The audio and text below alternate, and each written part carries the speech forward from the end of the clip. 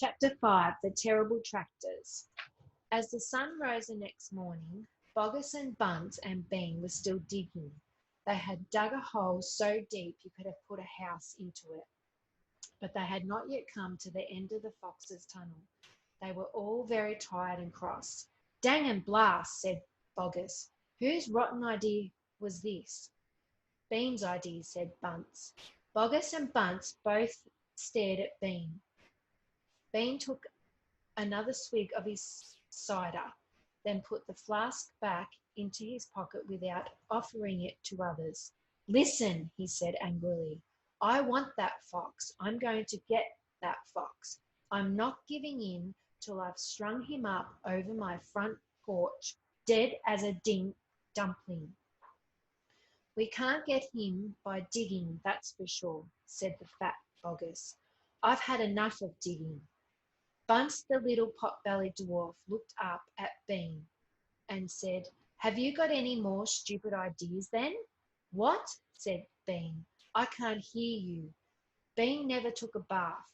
He never ever washed. As a result, his ear holes were clogged with all kinds of muck and wax and bits of chewing gum and dead flies and stuff like that. This made him deaf. "Speak louder," he said to Bunce, and Bunce shouted back, "Got any more stupid ideas?" Bean rubbed the back of his neck with a dirty finger. He had a boil coming there and it itched. "What we need on this job," he said, "isn't machines, mechanical shovels. We'll have him out in 5 minutes with mechanical shovels." This was a pretty good idea, and the other two had to admit it. "All right then," Ben said, taking charge. "Boggis, you stay here and see the fox doesn't escape. Bunce and I will go and fetch our machinery. If he tries to get out, shoot him quick."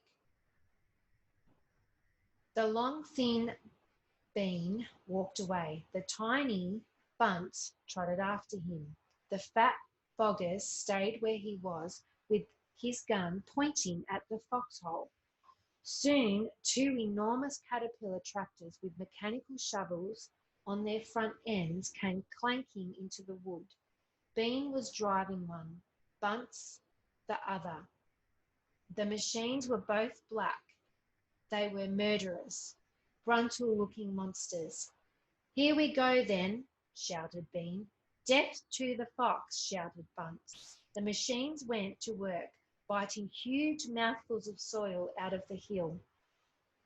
The big tree under which Mr. Fox had dug his hole in the first place was toppled like a matchstick.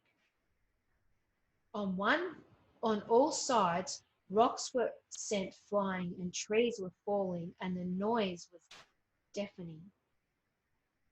Down in the tunnel, the foxes crouched, listening to the terrible clanging and banging overhead.